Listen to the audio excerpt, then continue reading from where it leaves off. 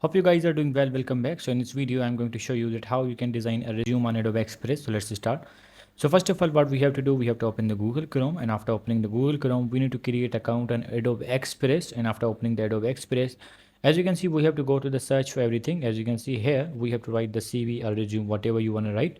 And after writing this, as you can see here, the CV template. So let's click on the CV template. And after clicking on this, you are going to get a lot of CV templates are here. You just need to select that which template you want to use. As you can see, for example, I want to use this one, so I'm going to click on this, and after clicking on this, as you can see, has the customize option. So we have to click on the customize option, and after clicking on the customize option, you can edit each and everything in the CV which is provided. If you want to edit the image, text, and all the info, you just have to click on that. And after clicking on this, as you can see, you will get all the editing options here, like if you want to edit the font style, font formatting, and effects as well. If you want to edit this text and this, you can edit each and everything. If you want to change the picture, you can also do that. You have to click on the picture, and after clicking on the picture, if you want to create through this AI, you can also do that. Or if you want to replace image from here, you can also do that.